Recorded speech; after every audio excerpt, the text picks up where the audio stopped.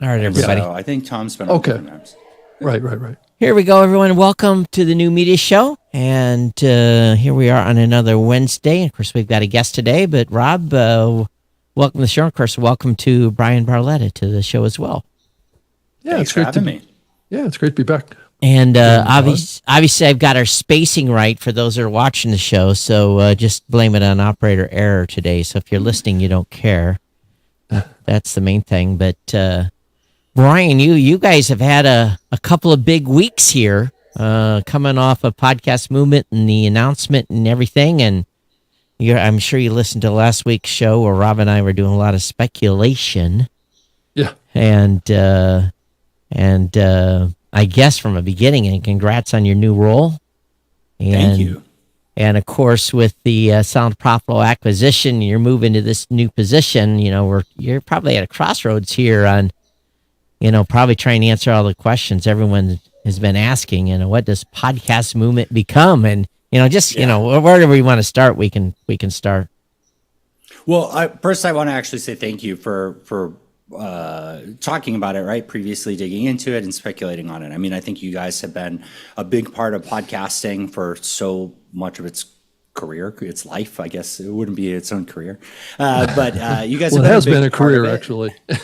But it's you guys have been a big part of it, right? And you've experienced all these different things. You've been to so many different conventions. I mean, Todd, you have gone to conventions all over the world too, and speak at them or expo at them too. And I think we need that critical feedback. So. We're really excited. We want people to, be skeptical because it's a lot to change. But I think that, we're going to do as much as we can to benefit the whole industry. Yeah, I think I'm sure you heard in the last show, we had kind of made a decision going into it that we would probably not renew. And just, based on, a whole bunch of factors. And what it really boils down to is, I've got a spreadsheet and I put number of attendees, cost, and then it comes out with this, this number down below. And, when you get under 1,000, that number gets a little weird for us. But I don't know. I think there was probably close to 1,000 people there. I don't know what the official number was from the event this year, but that was my eyeball calculation. Do you have any idea what was the actual number?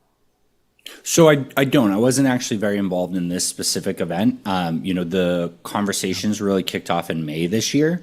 And so that doesn't mean like I'm not on the receiving end of taking all the feedback and digging into it, which is fine. I don't need people to make that distinction.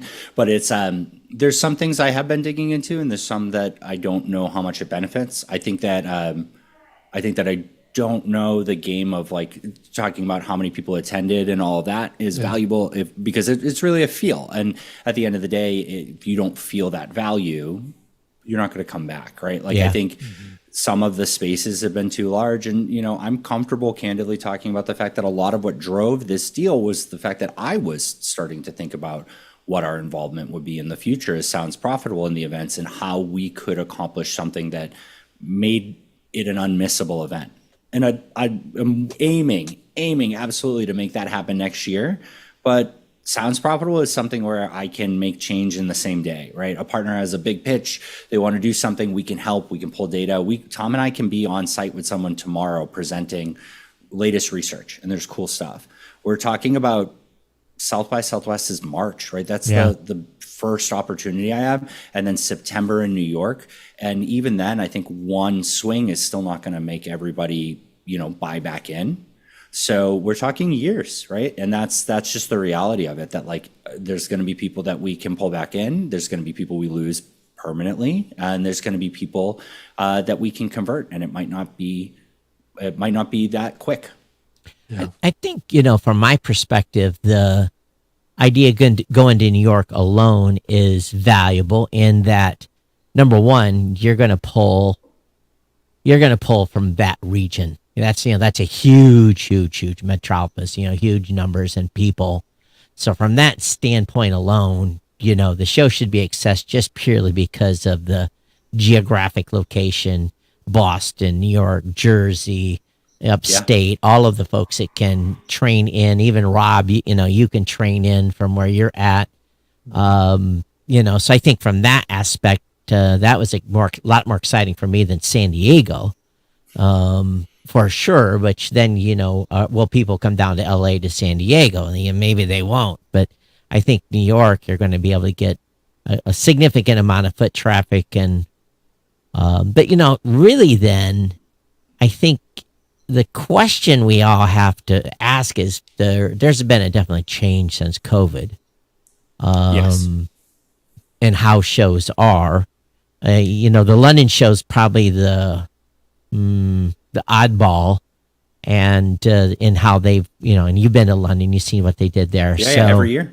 So, that event in itself has even got its own unique dynamic. And as a vendor, you have to be very, very aggressive in figuring how to get people to stop, because everyone's on a mission. But people got places to go, So whereas Podcast Movement and Podfest, you've got a little different traffic. People are, they're going to sessions and so forth, but it's a little more casual than they are in London. So it's totally different crowds, both valuable in a big way.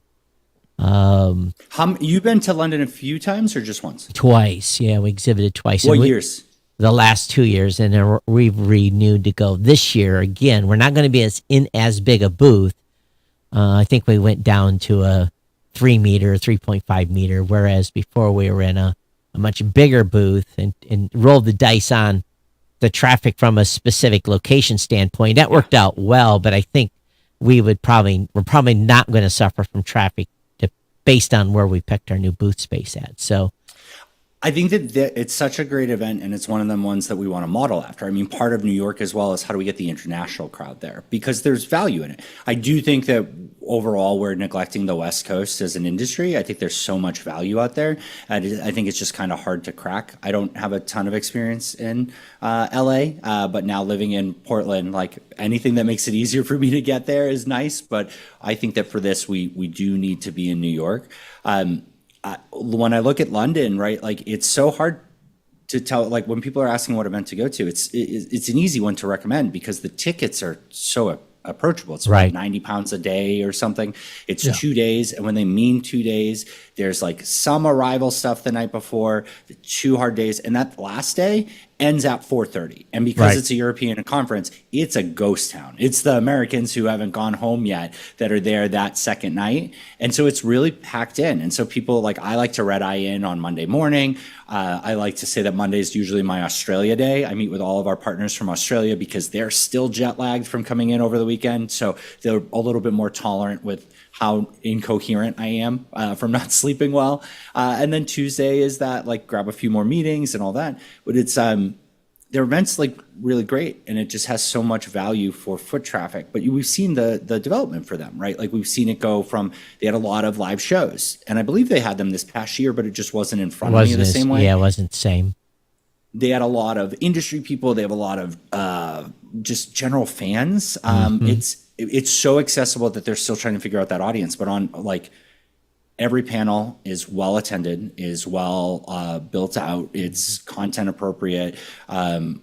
It's a really cool experience, and we want to emulate a lot of that. On the expo side of it, like I think you're smart for doing that, because I think that having that booth is great, but having people there and being able to be flexible, the event in London is so easy to just have such great conversations with anyone anywhere. So maybe you bring the same number of people, but you only have one person or two people at the booth, and you have another person kind of floating and talking to other people.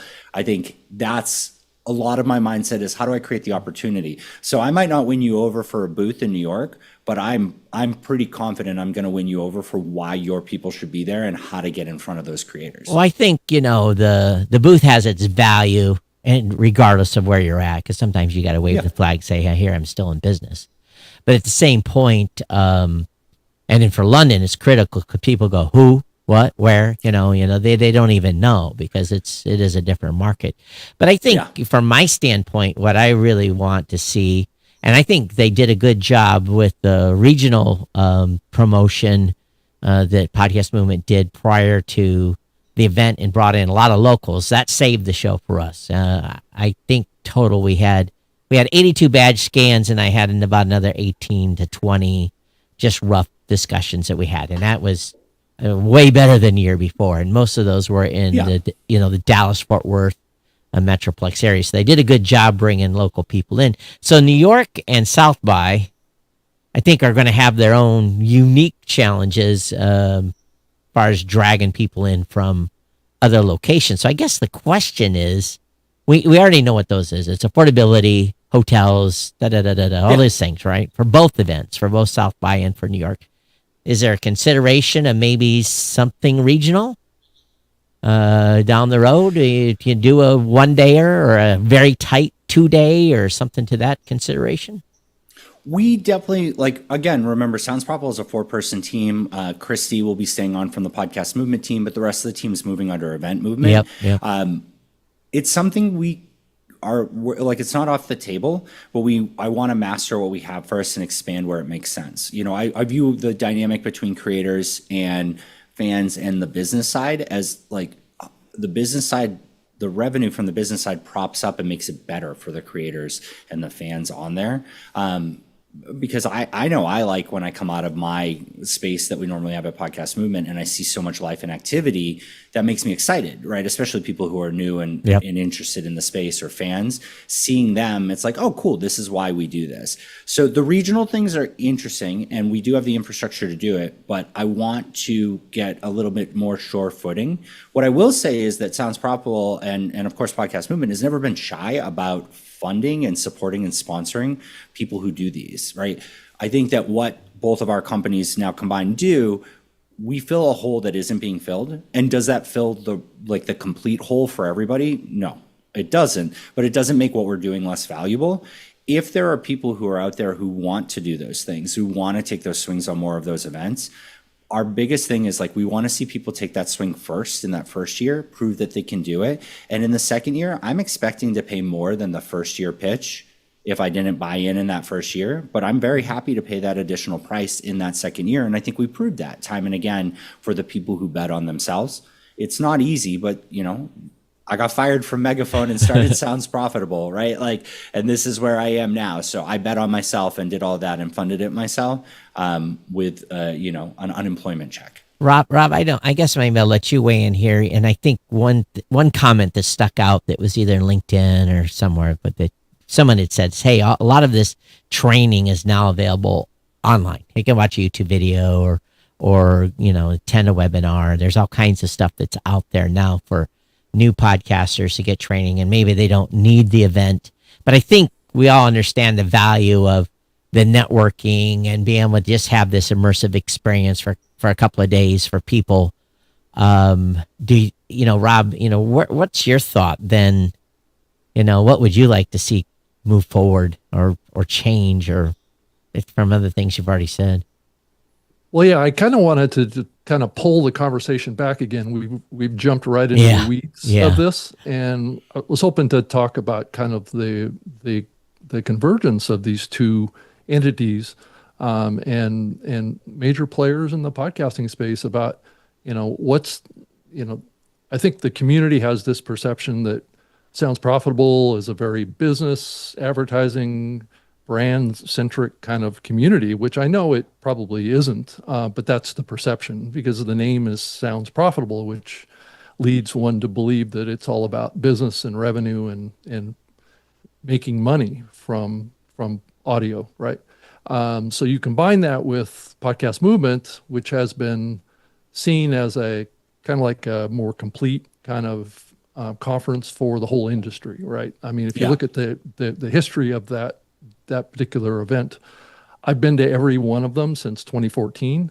And so I saw the very beginnings, Dan and Jared over the years, between Todd and I, we've had a lot of conversations with them about what Podcast Movement, can do in the industry and how it can serve.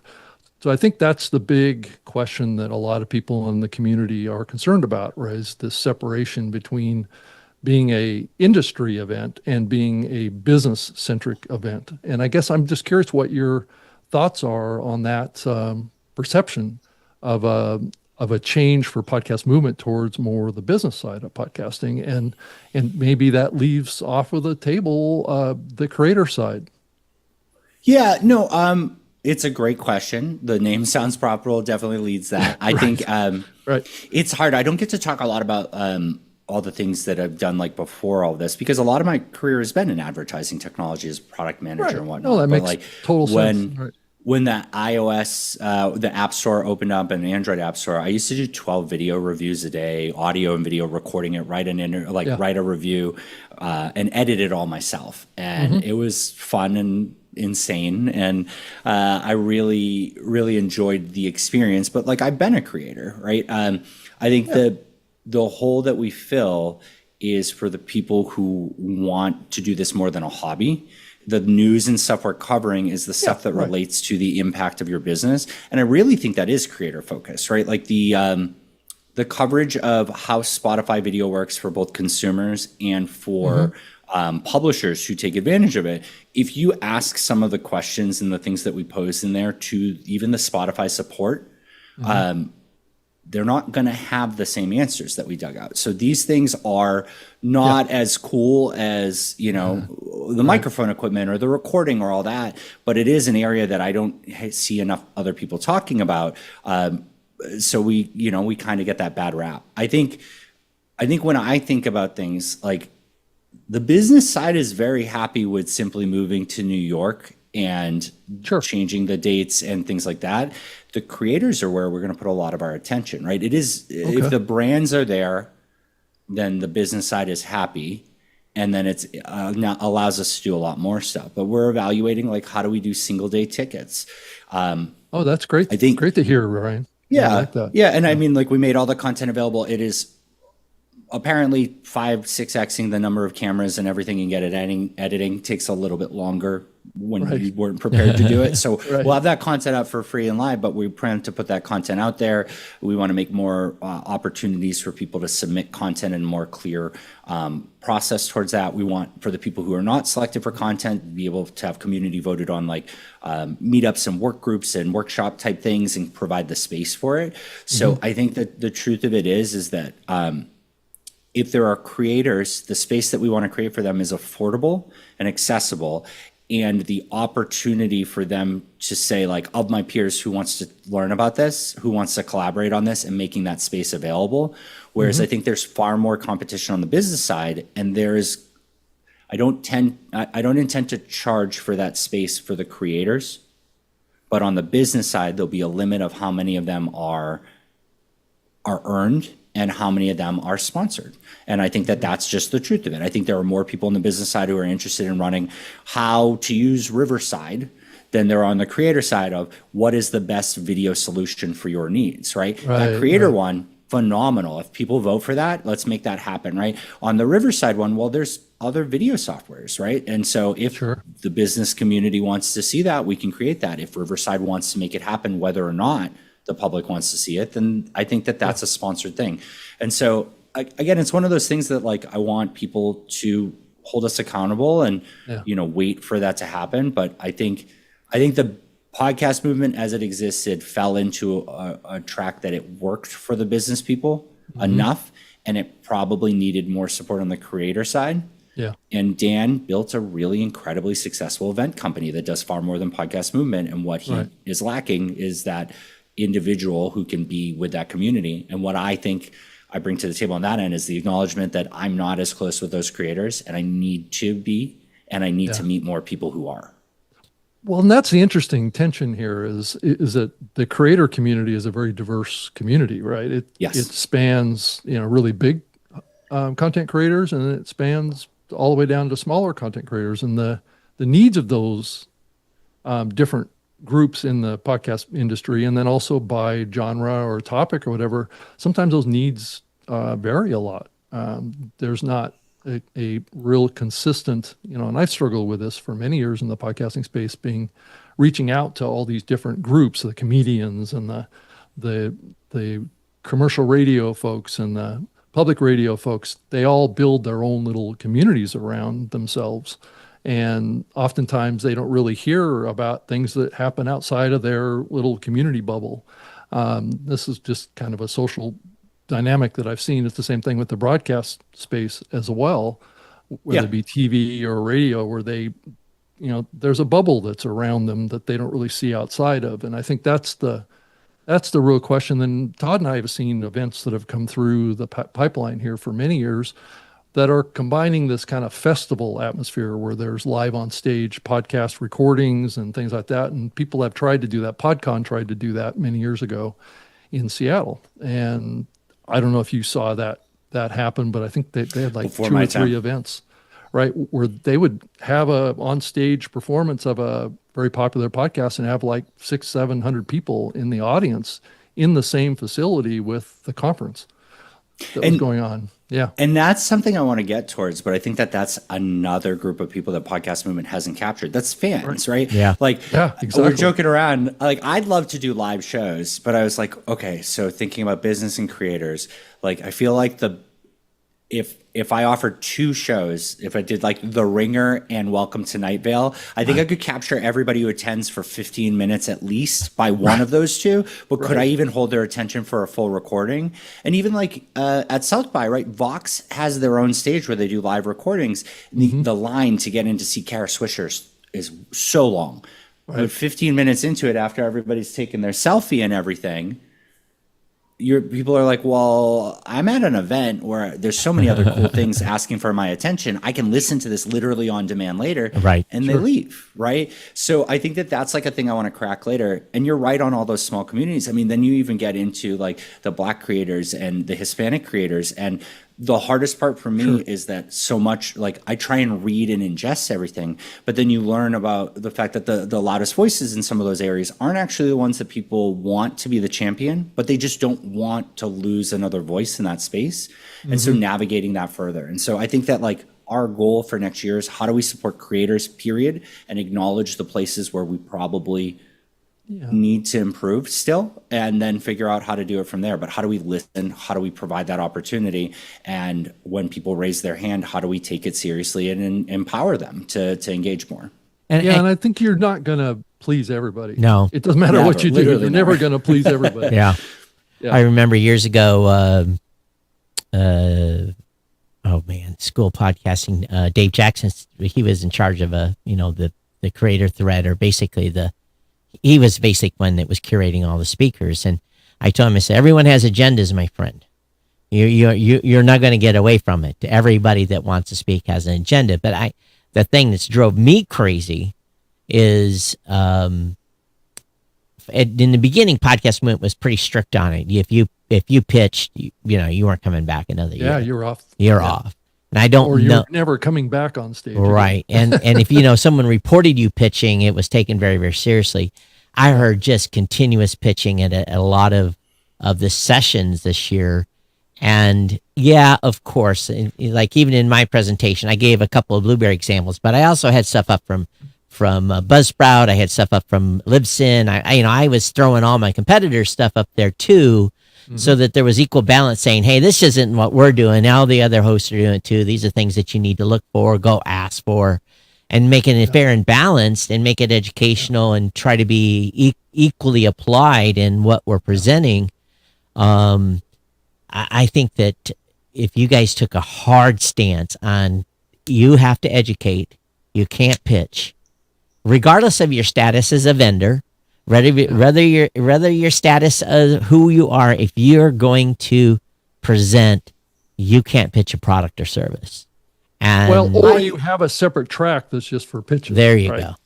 I think it's that's what it is. I think that if you want to pitch, it's going to be a purchase thing, and we're going to figure out how to be more clear about that. Yep. But I think that it's tough, right? I mean, one of the things that I'm excited to engage with James Cridlin on, and I don't think we've done justice explaining what we mean by editorial director there, but I haven't been to a podcast conference that hasn't had James involved in some sort of leadership position. And that doesn't, to be clear, that doesn't mean like he's picking the individual panels, but he's working with the people on the structure. What are the topics that are important? Who are the people that we can reach out to, right? He's part of that process. And as Pod News is half owned by Podcast Movement, like, I want to learn from James on that. I want to pull him into that and figure out where we can do better. I love things like South by Southwest panel picker, right? It's 4 people on stage. It's no more than 2 male. It can't be all white. If you submit more than one, you're less likely to get any of the subsequent ones. and anything more than 2, you can't get up there. And like it's no more than 2 people per company, and even then, in a panel like that reduces your chances of being on stage. There's so many things that we want to work through on that. I think that probably, next year will be our opportunity to get smaller. Yep. We'll never have that opportunity again if this grows the way we want to. So why not reflect on the type of panels and the type of structure and what we're asking for, the call for content? Why not provide the opportunities for people who got enough votes to show there's interest but couldn't get on stage to still present something, still try it out? Whether it's a webinar, whether it's a smaller space or a workshop, or we can figure out cool things out there. But I really want to make sure that when we ask for people's attention on the stage, it's what is coming next. It's no more of the 101 stuff unless it's meant to for the creators. But I honestly feel like we should do workshops. Todd, like what you just talked about there, how much more fun would it be if that was like you and 50 people in a room where there was like breakfast? That to me is, I think the key here is we want to impart value. We want we want the creators to go home and say something. This is something I'm going to put in my toolbox. Yep. This is something when I go home I can make a noticeable change. I always tell people there's probably, even if someone's pitching, there's probably one thing from a session you can walk away from. But if you can have a situation where you're impairing knowledge on whatever your expertise in, whatever it may be, A through Z, is the topic range is pretty wide. There's always going to be people that want to know how to do that and do that better. And if we can figure out how to make that happen, because this is where you get the value. This is where people say, "Oh man, I got so much value from this conference. I have to attend next year." Because I was maybe had that one-on-one interaction. These are the things that really, where's the value in conferences? The conversations in the hallway is the value. If you guys are going to give away the sessions, I can listen to them all online. But if we're having, we're literally recording right now, and you're on a TV. I have 2 other screens. My wife is texting me because it's the first day of school for my youngest and the second day of school for my oldest, and my dad's birthday. And like when I'm at these events, I'm right. But that's the thing. Like when I could burn Dreamcast games, when I bought the Dreamcast way back in the day, I burned every game and I played none of them.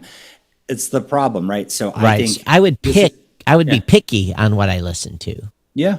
But I would be. Yeah, but I would definitely listen to the handful that I wanted to go to, but I couldn't because I was in another session or was just, I didn't have the time. Something was mixed up. Well, what happens if we can enable for those people who have those sessions that were more workshops and conversations and just say like, hey, would you like to join a live version of this? Yeah. Like, if people are interested in why there's so many aspects of the event. Like we go to so many events and there's a difference between we're an industry body that is now running 2 events, right? Those are just the 2 that we directly control. We're like at Advertising Week in a month from now, we're all over the place. The event companies look at these things on how much revenue did I earn last year and how much can I earn next year, right? I look at things and I say, what can podcasting afford and what's the ROI? At the things we do at Advertising Week or whatnot there, we're looking at building out panel structures that are 1/4 the price, substantially more value and everywhere, but it's like 40 or 50 seats versus 200 seats. But let me tell you, if I walk into a session and there's 20 of 40 people there, I'll stick around. If I walk in and there's 20 of 200 people, maybe I misunderstood what this is. Right. I'm only here for a few days. Why am I going to waste my time there? And so I think that that's the big thing that we want to bring to the table is that conversation, that kind of the opportunity for questions. When you exceed 4 people on a panel that's a half an hour long, you don't go deep enough for anybody to have any questions. No, there's no value there. There's no value. So Bryan, since you weren't really involved in this year's podcast movement, what's your assessment of how that format of having everything in the exhibition area, all of the sessions in the exhibition area, and everybody walking around wearing headphones? What's your reaction to that? So it's funny. So I think that headphones, first off, I did not realize how expensive PAs can cost for each of the stages. And in London, previous years, they had just the PA. And this past year, the first half of the first day was headphones. And then they moved back to the PAs because they've done really well with targeted PA systems to make it so that the people in the audience can hear fine, but it doesn't bother everybody else's conversations. Correct. It's a piece of an area that we're going to look into more and we're going to learn more about, but it is crazy expensive. I love the idea of the headphones. Have the headphones or to no, have the headphones are surprisingly more accessible. Interesting. I do understand the antisocial aspect of it to a degree, right? You're wearing headphones, but it gives you the opportunity to focus. I think that when there's less competing panels, that's going to be a big thing too, right? We're working on a structure that hopefully has less overlap in those ways, especially about the keynote or the key track of content. But I think that conversation is the most important thing to me, and being able to see a vibrant area where you have the stages and you have foot traffic, I really enjoy. And, you know, looking at some of the past events and where Todd's booth has been, there's been some events where I was like, oh, I hope somebody walks by here, right? Like, it's just like, there's no draw to it. If I guess like if I could have started this process earlier, could I have moved my lounge in there? Could we have moved in the premium lounge in there? Could we have done more in that space, drop a stage and build more in there? Because the problem is that Gaylord Hotel was laid out, it was fun, but once you left that area, it was really tough. But even where we were was so far down the hallway. Yeah, it's always been an issue. And so I think that's, as we're evaluating the location in New York, it's, you know, how do we build a space that shows the life of everything there with allowing people to do each of their independent things in an accessible area, right? And keeps people together more. I mean, if you look at the London event, I went to the first year of that event, and so I have some feeling for it. I haven't been to the last couple, but just that small venue, everybody's kind of forced together, and it just feels like there's a higher energy. People aren't scattered all over the place like at the Gaylords. The Gaylords are just such a huge venue, and all of the podcast movements probably over the last 10 years have been held at venues that are so big that it's hard to hold people together. And I think that the headphone though deal, I was surprised.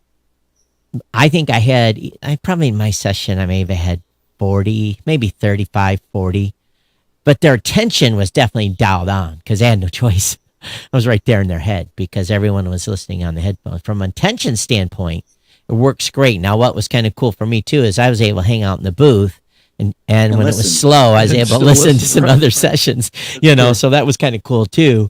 But at the same point, go ahead. How many people were in your, like, how many seats were at that panel? Like 100? There was more than probably would have ever attended it. So there was probably 100 seats. How would it have made you feel presenting to 50 seats with 35 people filled? See, that's always better. That's always better. It's always better to have people. Always better to have 50 in a 45 seating room too. Yeah, always. I think that like we talk about podcasting as like it's this mainstream thing, but a niche appeal, right? Like my favorite panels at Podcha London are when they're in the 50-person Ask the Expert stage in like a small glass room, and I like people are like, oh, sorry, we're at capacity, and I'm just like, wow, there's people that like can't get in to see this. Like I feel bad, but also like awesome. Like clearly am doing something right. You know, they had a lot of space they had to fill this year, so I understand why they had excess seating. I didn't feel like they did in a lot of the things. I'm more as a compliment. Like I think they have a bunch of the small and they have a good number of the large. Yeah. But yeah, I mean, I think there's a lot to learn from that. But it's like I would rather 20 seats and standing room and Me too. And people being like, wait, I missed that. How do I? Right. Todd? Okay, I'll go by his booth and ask him those questions. Like. That's the exciting part, like catching the tail end of it. Why are all these people here? Why are they so excited? And that to me is, how do we find that line between this should be a presentation and it's entertaining, or this should be a workshop and all of that? One thing that Podfest has done that helped, and again, I have an agenda. I'm a vendor. So one thing that Podfest did was they started having these afternoon, like, you know, have some drinks. You know, and one year we basically 4 or 5, maybe 10 of us sponsored a keg at the booth, and food too, and food and stuff like that, so that they had throughout the room they had beer stands and people could go over and get a beer or whatever, and you know, and it they did that in Vegas too for Podcast Movement, and it drove a little conversation. But the main thing the reason they had to have it was because all the exhibit rooms, I mean all the all the session rooms were quite a ways away from the hall, so they were trying to bring people back in. You don't necessarily have to do that if everything's really close. In other words, the rooms are attached to the hall, where they have to come out and get into the hall. It's always the best. I think that's the best situation where they don't have to go 5 minutes to find where their next session room is. But that's not like a bad, like that's the first time I've heard like that asked for that comment. And like, let's think about it, right? Like in a lot of the venues that we have, there's either going to be some additional costs or a requirement to cover some of those food and beverage things. So pass it on to you. Now you've helped me reduce my minimum. Yep. There's going to be space that we need to do anyways. What about for the people who don't want to go 20 minutes away and wait in line for sushi, right? Like what about the people who just want to stick around and a kind bar isn't going to be enough for them? Having that as an option and just seeing who opts in as the vendors, like I think that's great. Alcohol is always a really interesting one. I think that, part of me is excited and part of me is sad about like the loss of the hotel bar, right? It's 11:30. Oh, that was, get back. Those are the best. Well, yeah, because you get back and you're like, I really should go back. I should go to sleep, but I'll do one lap and then it's 2 a.m. That's right. And it's that often pays for the show. I think the hard part there is I don't know how I accomplished that in New York. Yeah, it's very hard. Same with Vegas. Same thing. Yeah. People. Let's go to the casino, Fremont Street, or whatever. And that's like, how do we contain everybody's intention for 2 full days and make room for the people who have spaces in New York or want to meet people in New York to say like, hey, as long as you don't step on our main 2 days, like we understand you're going to do your own thing and we want to support you in that. So how do we make space for you to do that? How do we say like, could we get some tickets to that so that we can bring some of our sponsors to it and just make it valuable for everybody and collaborate there? But yeah, but alcohol, like not opposed to the idea. Definitely on the snack side is really easy there. But I think that, the main thing is keep the traffic, make people want to talk to each other. I think that's the main thing too. I used to live off the candy that ACAST would bring out to the events, right? Like in London, there was a few times where I like basically only ate candy and coffee. Not advising that. Yeah. Well, we always bring 2 bags of candy, and I understand. It's real, man. 50 calories at a time. Then you have better self-control than I have because mine's fistfuls. So as we think about the future especially in New York, I've been to a lot of events in New York. I live close to New York, and I know that I'm sure that you've been to the advertising week. We'll be there in a little over a month from now. They hold that event in an old multi-story mall in Manhattan. So it's an interesting question of whether or not you see this event being held in a hotel or in a separate venue, which gives people the option to stay wherever they want to in the area. I think it's going to be a separate venue. I don't want to obligate people that because like I know we've talked about or you guys talked about costs and all that. And so like granted it is September and I'm looking at March right now for South by, but my flight to Austin from where I am in Portland of the same setup that I had for Dallas was about $200 or $300 cheaper for Austin if I booked it now. And being 20-minute walking distance without a South by ticket to get to what we're going to have there, which by the way, the stuff that we're going to be running there will not require a ticket. It will be official partner content, but it will not require a ticket to South by. I think that the price was a little bit more expensive than my discounted Gaylord hotel room, but I believe, I think that that's what it is. But I think that that total price was still. It was only a couple hundred more, so erasing the flight discount there. But that was also, it's more days at South by than it is at Podcast Movement because arrival day, 3 days of content, and departure day, so 5 days instead of what you could do in 4 if you really wanted to, and no ticket. So if you factor in the fact that you don't have to buy a South by ticket or a Podcast Movement ticket, granted, if we think about creators, it's only around $100 that they're saving there. But still, we're coming in very close for what this August event was for South by. New York, I think New York continues to be one of the cheapest places to travel to if you're willing to be flexible. I don't love flying into Newark. I don't love flying into Newark. No, flying in is definitely not the cost. It's and then if you have enough time, you can find reasonable daily combinations within Manhattan. I mean, most of the times when I book, like I haven't booked for advertising week, but I'm happy to share with you. I'll send you an email over what I end up booked. So we're about a month out. I really believe that I'll be able to get it for a couple $100 per night Oh, for when I'm staying there. That's I would expect that about two Yeah. 50. Yeah. But there's people who tell me that they expect $600 to $800, and like, look, I'm not telling you to go stay on Long Island Right. and come into Manhattan, right? But you it's could, like, right. yeah. But I think that I think there's a lot of opportunity, right? And we want to make it as accessible for creators as possible. And the business people we want to, we got to decide Manhattan or probably Brooklyn on that. We have to decide like proximity to transportation. We have to decide, are there two venues? Is it where the event is and then where the party happens afterwards? Because can I really transport that many people? What am I going to find for a venue that has like a cool place that can support a couple Right. thousand people for a party? Right. Or does it need to just all be in one place? Because if I lose somebody, they're gone. Right. And just being really, really aware of these things. But we're going to fight for all of it. But I think the truth is that, like, I think when we talk about creators, we need to separate out the difference between hobbyist and creator. And there's nothing wrong with being a hobbyist. Like, there's so many things I do where I'm a hobbyist. I probably wouldn't necessarily go for a convention for it. I don't even know if somebody gave me a path to make. I love Dungeons and Dragons. I'm a hobbyist in that. I'm not a creator. If somebody was like, here's your path to go do that professionally, I don't think I'd take it, right? Yeah, It's a hobby, potentially. it's separate. But creators, I think that every creator has that question of, could this ever make me money? Right? I think that that's part of why they do it. It's that line above hobbyists, that line before it's a business or even into the business.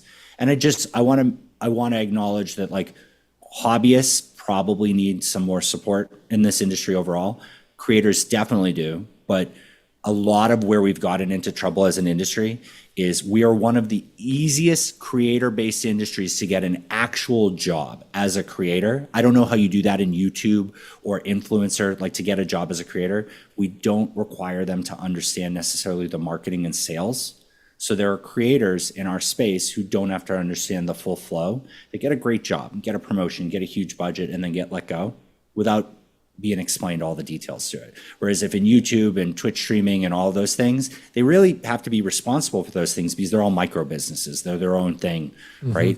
So I want to get better at that creator and saying to them, like, hey, if you sign with a network, this is what they're looking for and why. Like, this is Spotify's video. Here's the upside and here's the downside, right? I'm not going to help anybody with what cool microphone Right. to get. That's all on YouTube already. Yeah, but there are things that creators ask, and I want to be there to answer them, and they just don't feel like creator questions, but they are. A lot of our readers of Sounds Profitable, people who download the reports, are people with Gmail addresses and people just getting started, and they shoot me an email and Tom an email, and we respond to every single one of them. One thing I think we do have to acknowledge is that someone's considering creating content. There's so many choices now. And of course, the natural thing is let's go to YouTube or do TikTok or whatever it may be. I think we have to, Multi-channel world. yeah, and I think we have to make folks understand, and I think it's a real threat if we don't make the world, and not just podcast movement, but if we don't make the world understand that doing audio is still cool. We can lead to video. That's cool. You start with video. That's cool. We don't care. Whatever you want to do. But I think the components of podcasting traditionally, and of course everything's called a podcast these days, so we don't need to have that discussion. But I think just the understanding that there's opportunities here, and if we don't, this industry could look a lot different in 5 years. It's already looking different by the lack of new talent coming in to the space. I think we have to do something. And that's just not necessarily your issue, but that's a community issue to make people understand. I don't know if we have a lack of new talent or if there's just this really healthy middle area where they don't get a lot of visibility, right? Like, I continue to bump into all these people that are able to build their passion projects and all of that. Like, there's a few podcasts I really enjoy that are narrative, that are fully funded by Patreon and just get to sit out of so many of these things that we're talking about. That's true. I think that we're often too close to it. Like, anybody who attends Podcast Movement, I do not care about your ad skipping behavior. Right? Like, good on you that you skip every ad. I don't believe you. I think you're over exaggerating it more than consumers do. And that's like, again, I also listen to very specific podcasts that, like, if I was like, hey, my favorite show's on stage, it's The Besties, where 40-year-old dudes talk about the video games they don't have time to play. Not a lot of people are going to want to be in there. But I think that there are a lot of killer creators out there that are making great money that we're just not talking to because we're not pulling them in. I think that, Todd, I don't envy how much of your business is built around RSS, but I've also been impressed by how many things you've done bigger than The RSS. whole industry is built around RSS. But I think we're at this opportunity where, to me, the word podcasting is, whether correctly or incorrectly, being used to talk about on-demand, audio-forward, open distribution. And we are benefited by every time someone says, oh, that's a podcast, because we have the opportunity to pull them in. When someone says to me on the advertising side, oh, we can't buy audio, but I love podcasts and we buy social. Sure, we got social podcasts for you, right? Like, why say no? We can grow them into that. And I don't listen to any of that, but I do watch a lot of podcasts on YouTube, whatever you want. Like, it's how we get them engaged with this idea of content that the creators actually own. Because think about it, 10 years ago or something, Linus Tech Tips and a few other creators were just like, if you subscribe on my website directly, you'll get the content 1 week in advance. And that disappeared, right? It didn't take on the private proprietary sites for most creators, but now we're watching Patreon use the word podcast, and we're watching all these subscription things and all these services use the word, whether fully encompassing or not. It means a world where the creator makes a decision where their content lives, how it gets to the people, and how they make money off of it, whether they're giving that right to somebody else or they maintain it themselves. That's cool. But I think if we give ground to the two major locked-in platforms, your podcast movement will not survive that.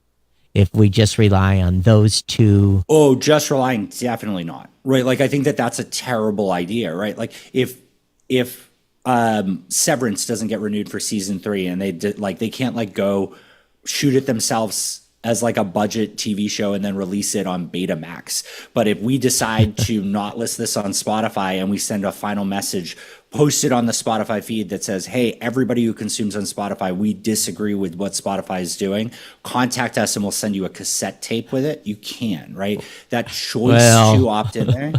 But we're watching musicians opt out of Spotify. That's true. Now we're watching people push back in different ways. We're watching all those different things. I agree that there is nothing cooler than the open distribution and ownership of RSS. But the problem is that the people with a substantial amount of money don't want things to be open, right? They don't benefit from not having control of it. However, I think some have been better stewards than other. And most of them, when they've tried to really exert pressure on it, have found that even their audiences, not just our industry, has pushed back. And it's been pretty cool to watch. Yeah, I think we have an opportunity, though. This conversation tends to always focus on audio.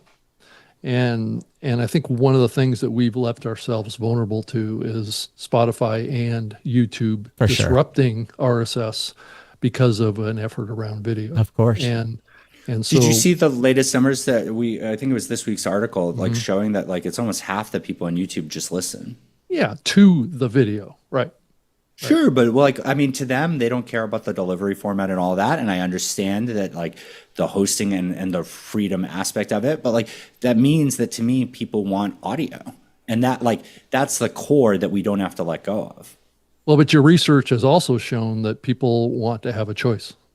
So I agree. So it can't be 100% viewed everything that everybody wants as just audio only.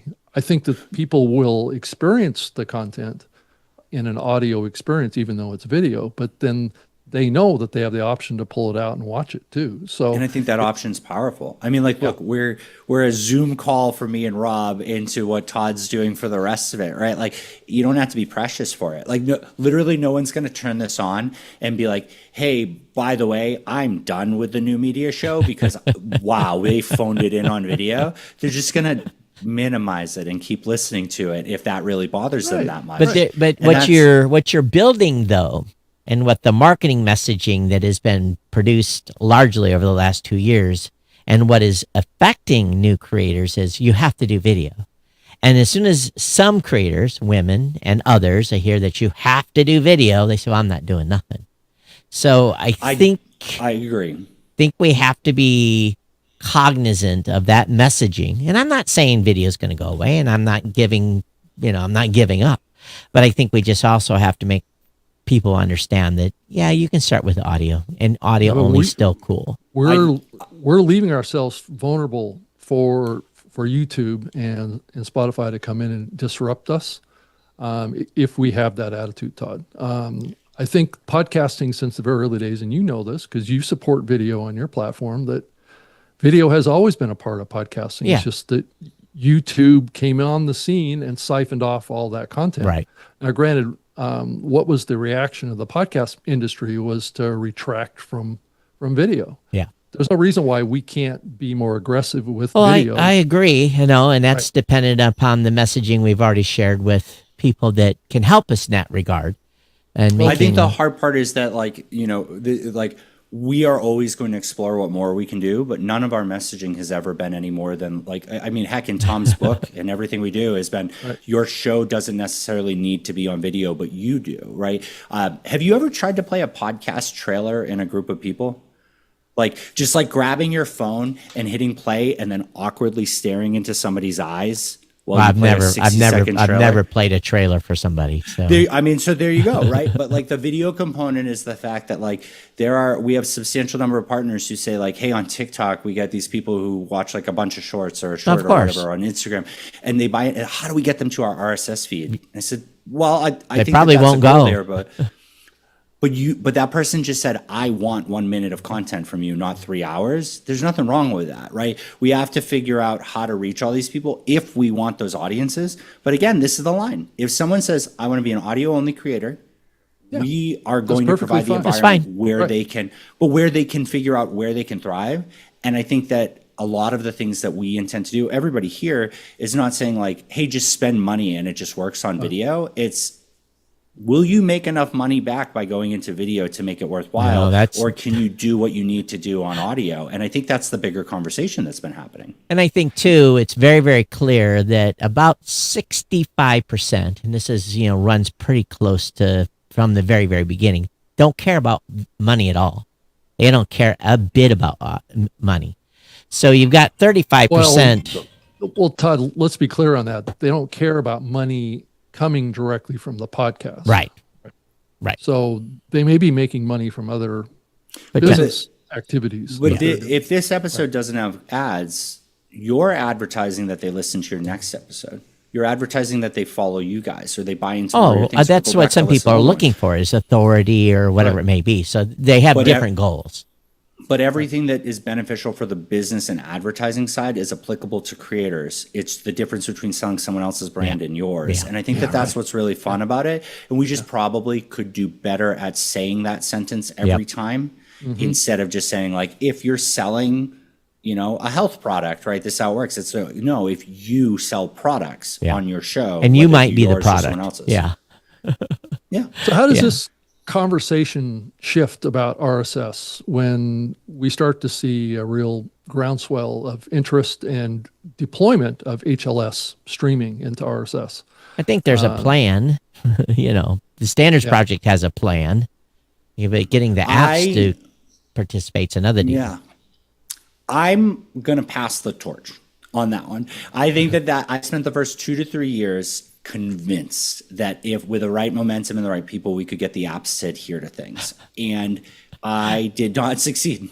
And it's not, and Todd laughed at me when we started this and rightfully so, but I think you supported us and you too, Rob. But it was just okay, let's see if it's different. We should always keep trying. This new idea with the HLS and the Standards Project, I support it. And I'm going to figure out how we give them space and how we give them opportunity and how we amplify that message. But I struggle as someone who has so many other things that I can provide results on to believe that in today's world that we are going to get the apps to buy in. And I've been really finding more success.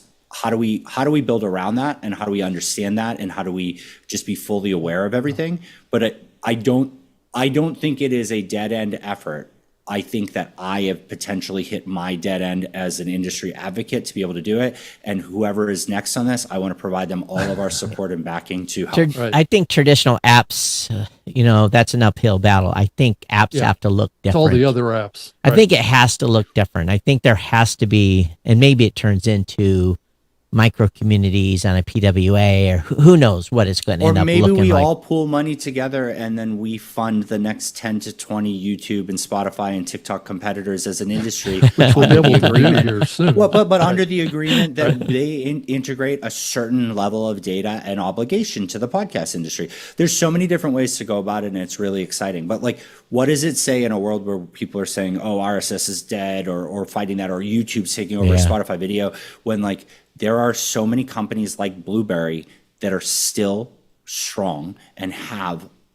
a growing business, right? Like, that's cool. Is it the 2020 gold rush aspect of it, or even 2018 when there was more companies? No, but like, It's never been all a of the gold rush. companies- It's been slow and steady. Sure. But that's pretty neat. To me, that means that the exaggeration of the RSS feed's death is exactly that. It's exaggerated. Bryan, I want to be respectful of your time. I know you had a call at the top of the hour. Before we let you go, any thoughts on when you guys are going to have some announcements? I know you're probably scrambling behind the scenes.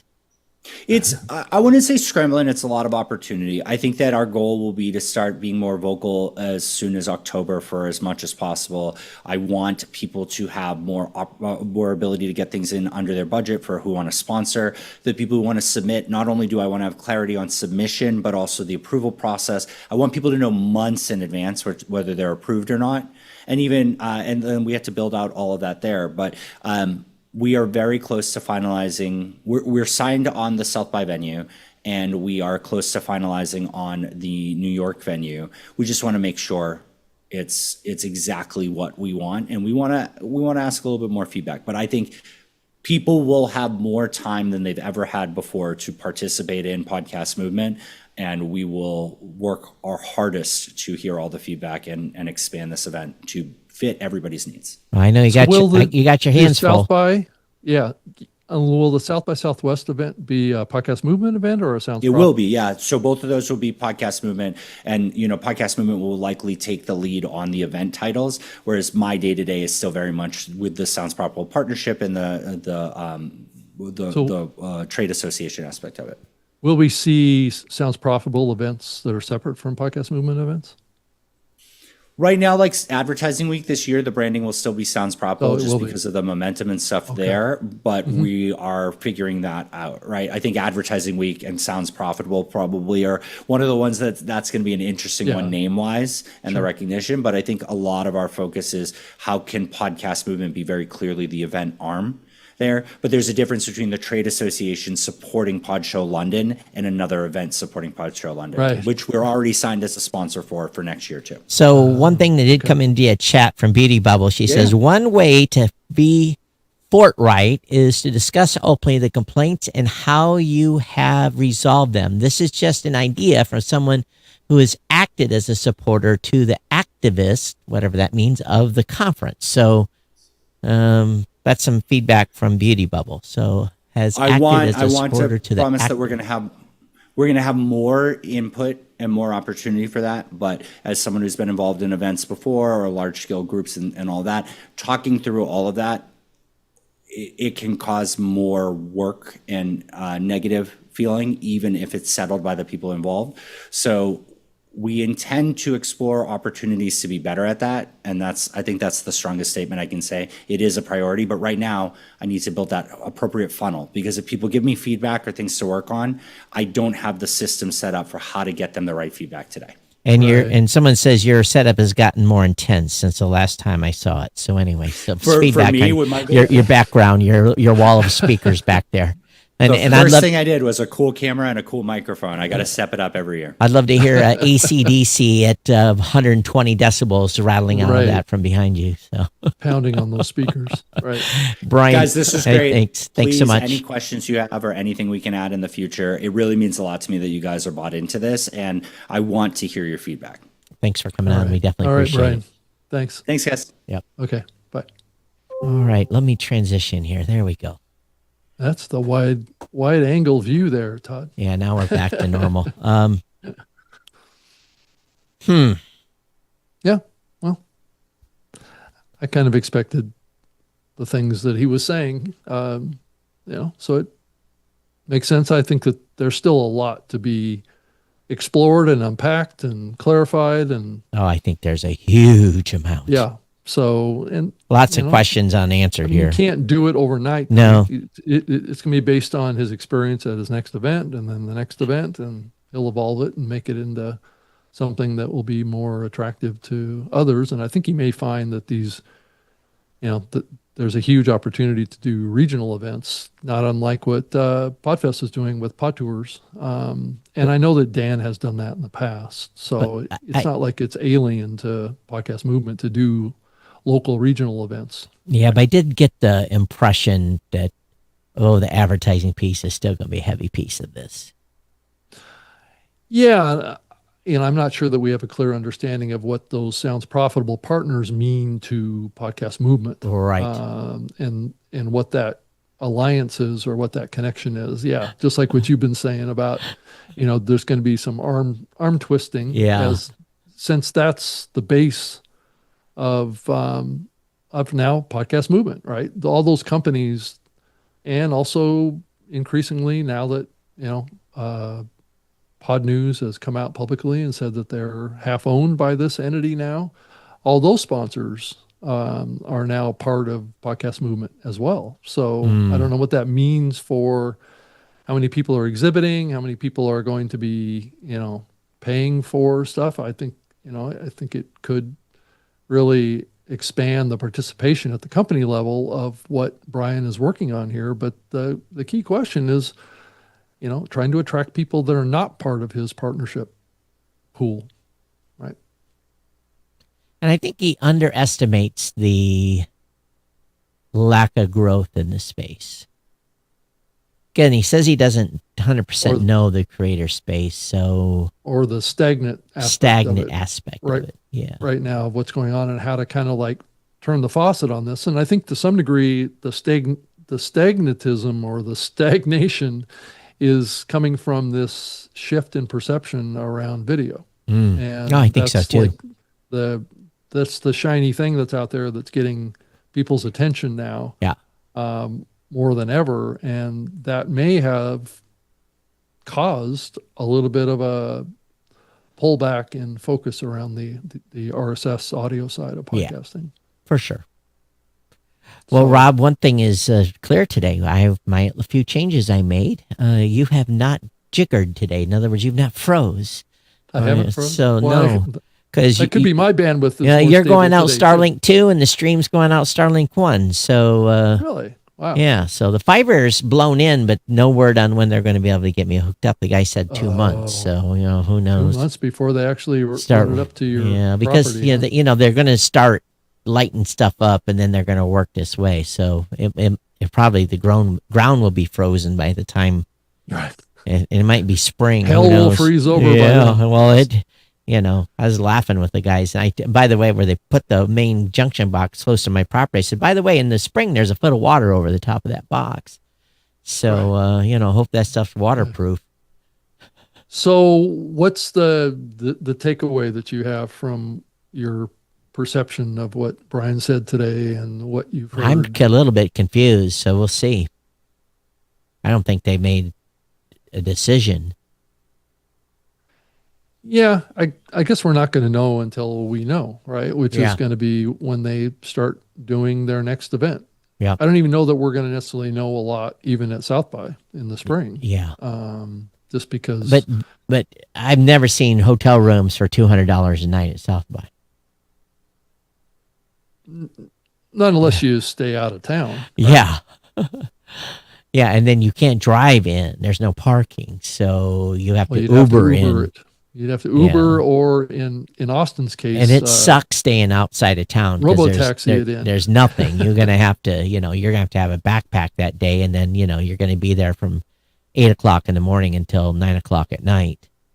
Well, there's also a growing market for robo-taxis and autonomous car transport in Austin as But well. that's So that's kind of the same way as Dragon Con is too. So it's not any different than Dragon Con. I know I stayed out by the airport and took an Uber in every day. Yeah, because you saved $250 a night on your hotel room. Right. Yeah. It wasn't that inconvenient Right, to right. take a $10 Uber ride. Yeah, but when you left for the day, you left. You were done. I was, but it Yeah. was pretty late usually. And that's So going to it be the isn't like same I way. missed That's much. going to be the same way in New York, because Yeah, that's why he's going to have to really focus on after hour. yeah, because if I'm going to New York, the first afternoon or evening that I'm there, I'm going to the Mecca. You know what the Mecca in New York is, right? I don't think I've ever been to the B&H. Oh, B&H.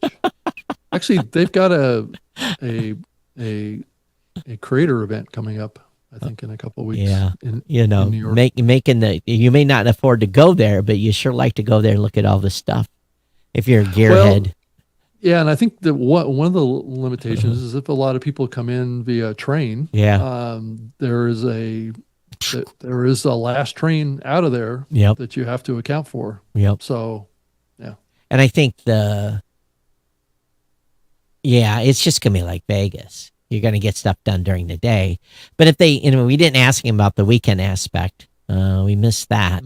Yeah, we did. Yeah, but I think probably there's been enough feedback. Hopefully he's heard that already, but I don't know. And again, he did give us the impression that single day tickets was on the table, which I thought was a good sign. Yep. Yeah. Or maybe they have two dedicated tracks, dedicated tracks during both those days that would make one person come or another. Yeah. Right. Maybe pure business side and then per growth side. Maybe it's a growth track and a monetization track or something to that effect. Yeah. So But certainly go ahead. I was just saying, certainly the needs of the market are different than they were back in, let's say 2015 or 2016. Yeah. And the market has changed, so again, the vitality of events are not as valuable as they were. But I think going back to PodFest, I think Chris has such a huge opportunity. And I see they're out in California this week promoting. So, how many does that, how many of those folks will make it to Orlando? I don't know. I hope plenty. But I think Chris has a huge, huge, huge, huge opportunity to differentiate completely his conference from Podcast Movement. But yeah, I agree with that. But it is good that Bryan understands the dynamics of London too, because they go to London, they do a lot of business in London. It sounds profitable, so right. That's true. Anyway, no other feedback from the audience. Let me see if anyone else weighed in. No other comments here today. So we're already an hour in. So we've spent 2 weeks on Podcast Movement. So next week we will definitely be talking about them. Anything pop up in the podcast space that we need to talk about before we go?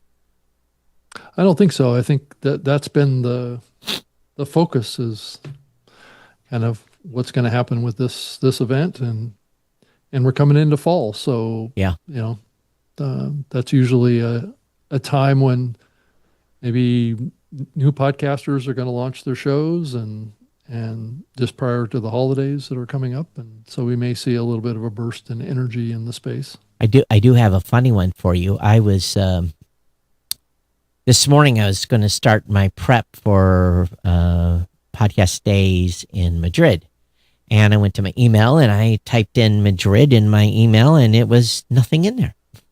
And I said, it must come in another email. And I spent an hour trying to figure out what happened to this email thread. And all I can think of is my executive assistant must have deleted the thread because it was gone. So I had to reach out to Ruben. I said, "Hey, can you re-forward me the thread?" So I know where I'm staying. I have the whole, it was kind of funny. I'm sorry, but I cannot find it. So I don't know how you can protect something in when you have someone else in your Gmail to not delete it. So I just told her, "Hey, this thread, don't touch that thread." Yeah. Yeah. So I Got do some check my important trash every day to information. make sure she hasn't deleted anything. And she's been pretty good, but I must have missed it, or I deleted it. Who knows? Yeah. Who knows is right. Or it's in the spam folder. Did you check Well, in look there? there too. And I Yeah. said, did I dump this in another folder? And it's just not finding it. Because it's Google search being a piece of crap. Who knows? So Yeah. anyway, that was my tech fun for the day. Yeah. Okay, we're already over time here. So everyone, thank you for being here. I'm Okay. Todd Yeah. at blueberry.com, at Geek News on X, at Geek News, at geeknews.chat on Masto. Yeah. Rob, I'm on all the social platforms, Rob Greenlee with two E's on the end, at robgreenlee.com. You can send me an email, rob.greenlee@gmail.com. Those are the best places. And I've got a YouTube channel that this is airing on right now too. So if you wanted to see a replay of this, you can go to either Todd's channel or my channel, to watch the full conversation with Bryan. So and you can thanks. watch me try to manipulate the video while we were going and cutting off Right, Rob's head and stuff for a little bit. I was trying to Right. fix it. Got it a little better, but not much. Yeah. So I think anyway, it got a little more even. Right. all right, everyone, thanks for being here. We'll see you next week, same Okay. time, 3 o'clock Eastern live if you want to watch and listen. All right. Everyone, take care. We'll see you next time. Okay. Bye, everybody.